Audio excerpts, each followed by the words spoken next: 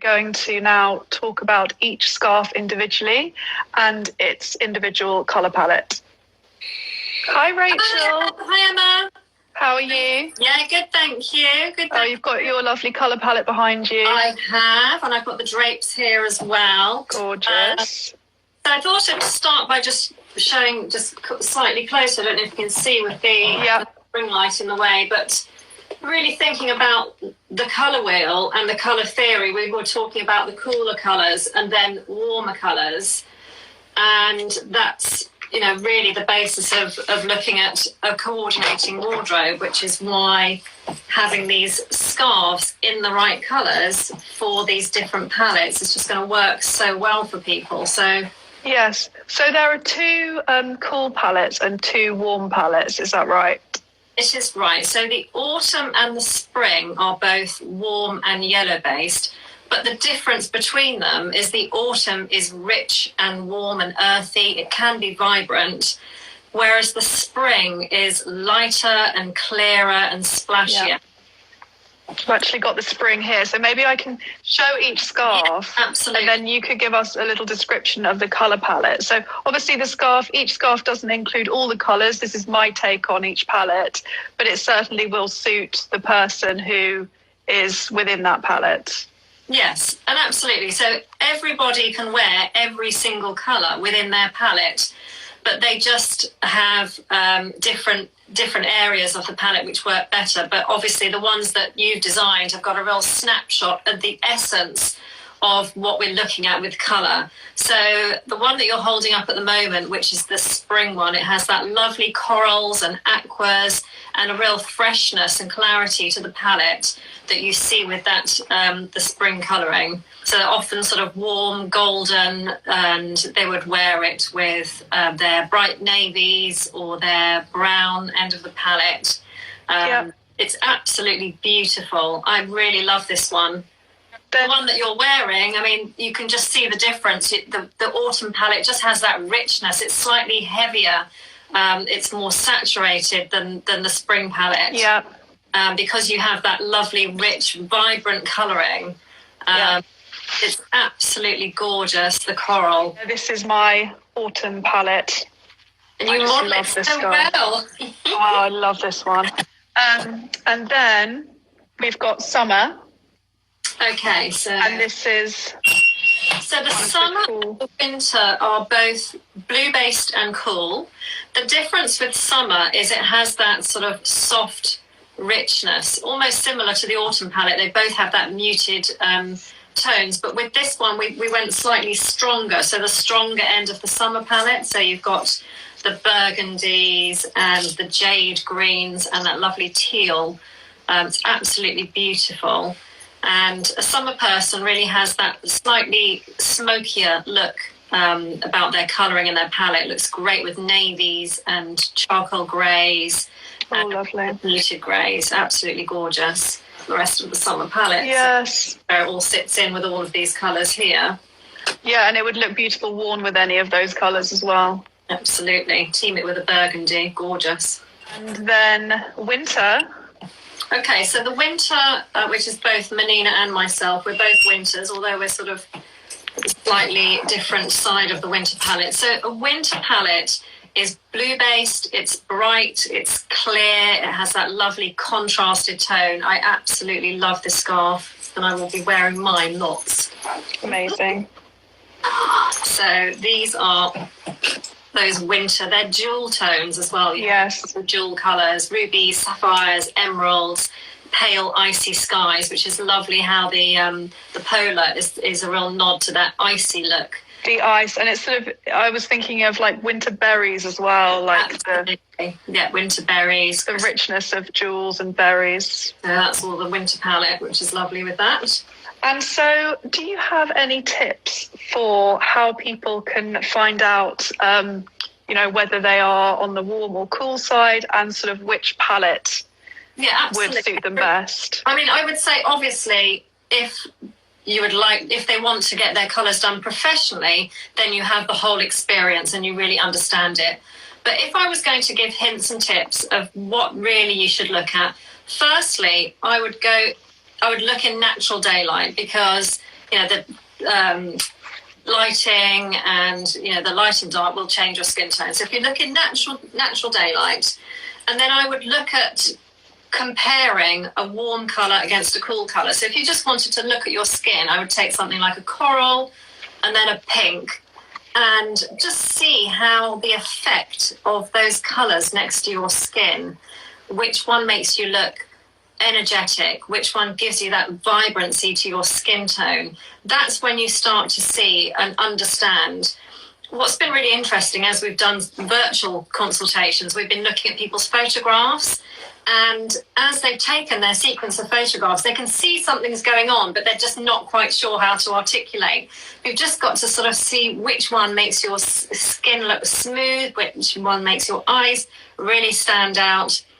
The ones that aren't right, you will just start to look a little bit tired. Sometimes people look under the weather, they go slightly bluer in the skin.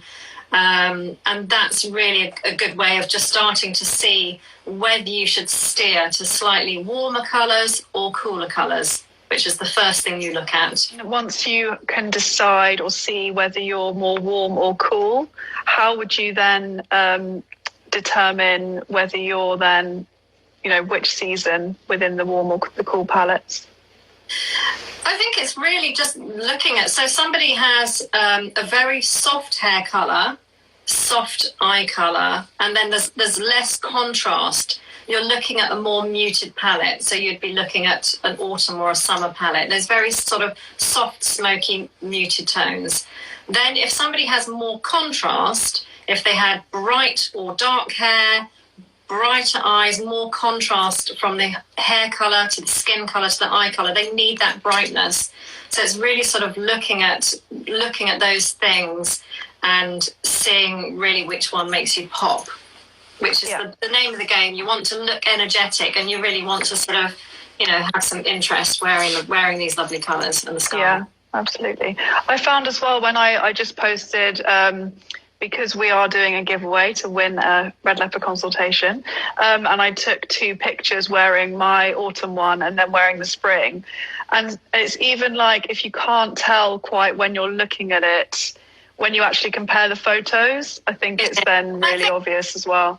The other thing is, when you're looking at, so those are the 2 warmer colours, so both of those are going to look great on you, but they're just like sort of closing the deal is which is the wow. It's almost like an old-fashioned camera, and you're just adjusting that lens to focus, and when the colour is really in focus next to your skin, that's when you look really wow, and that's what makes the difference. You can look a 5, but you want to look a 10. Yeah, absolutely. And why shouldn't we? Every day. And I was just going to ask you, actually, do you have a go-to style for scarves? I think sometimes people can be a bit afraid of how to wear them, or feeling like it's a faff. So I just was wondering if you had any top tips. Absolutely. It's just so not a faff to wear a scarf. A scarf and a lipstick, or, it's just getting that colour into this area here. It's so easy. It's just so easy to do, rather than thinking, I need to dye it before I buy a new dress, or I need to, just having, it will change a neutral sweater or just give a real pop of colour if you're wearing a coat. And I would say start to look at your architecture. So if you are small person, you would want to try and tie your scarf neater. If you have a very natural look about you, you might want some softness to it. If you are more glamorous, then you want to tie it in a way that looks very feminine and pretty. So for me, I'm 5'3", so I need a neater scarf. I'm not going to have a long, great scarf that's just going to have... Yeah, you don't want to feel swamped either, do you? Feel swamped. So often I'm just doing a classic stock, which is, the easiest way to do it. So I'm just trying to use the screen as a mirror. So you're just doing a classic stock, which fits in a jacket, a coat, a denim jacket, a cardigan. So quick and easy. So quick and easy. So if you're wanting to have a bit of space, so some people have less neck than I have, or they might have want to be a more natural look, I would do it first like a triangle, and then I would have some space and just create like a little loop. Yeah. So Really you nice. can still Just a bit softer and a little bit more casual. Still tied it nicely, but it's just making it look more casual. I think what you've done with yours is really pretty as well. You've added some drape, made it look very glamorous. Yeah, I always just quite like a little bit of volume. And so a couple of people just asking about headscarves as well. So we are actually, later in the week, we're going to be doing some little scarf styling videos on the grid. And I've done a headscarf video, so we will share that later in the week. And I've also showed just how to do this simple style. Yes, and also if you look on the Red Leopard Instagram, I've taken some beautiful pictures of a beautiful lady wearing the scarf as a headscarf. Gorgeous. So it's really about folding it as well. So if you're folding it neat, if you start folding it, and they're just so light. And the other thing that I was going to say was I've been sort of taking these, back to the studio, back home, put them in a bag, put them in a box. They do not crease at all. No, they don't. You could scrunch them up if you were traveling. And also, when you... And they fold up so small, so for traveling they're just perfect. I always have one. I mean, yeah. Warm as well, and you don't want something bulky and woolly. It's just perfect. Absolutely love these. My final question, and then I think we'll go to see if anyone else has any questions. Do you have any tips for shopping within your colour palette? Yeah, so if you have had your colours done professionally, then you are shopping from one quarter of the colour wheel. So when you're shopping from one area of that palette, if you just go back to here, if you were shopping from one quarter of the colour wheel, everything will go with everything else. So you start by building your neutrals. So from the warmer palettes, warm neutrals would be, browns and khakis and camels, and then they will naturally coordinate really nicely with the two warmer scarves. Whereas if you're dressing on the two cooler palettes, you'll be looking at navies, charcoal greys, silver, black, pine green, and they will naturally coordinate with the rest of the colours that are in that palette. So adding something like a scarf immediately goes with everything that you've got in your wardrobe. It's not about having sets that only go together. That's the joy of understanding exactly where you are on the colour wheel, because it just works. And then it's as Menina said before, you're investing in something beautiful, you're wearing it, you're enjoying it, price per wear. It's a win-win situation. Yeah, and it kind of comes back to what Menina was saying earlier about only wearing 10% of your wardrobe. And that's sort of because of that reason that you find that things don't go together, or perhaps you have bought things in the wrong colour. Thousands wasted wardrobe.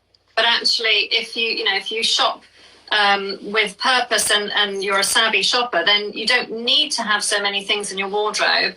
People don't want to have stuffed wardrobes and, just kind of feel overwhelmed. They want to have a beautiful capsule wardrobe with some lovely classic staples. Everyone wants a great blazer or their version of, casual trousers, smart dresses.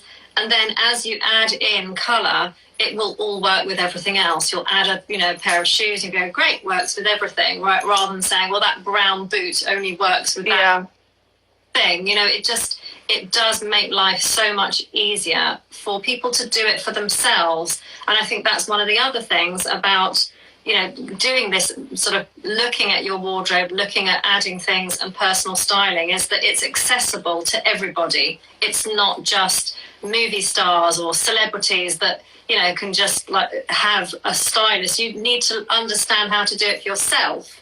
And then, that's the thing to do. Yeah, amazing. And it's so empowering to have that knowledge as well.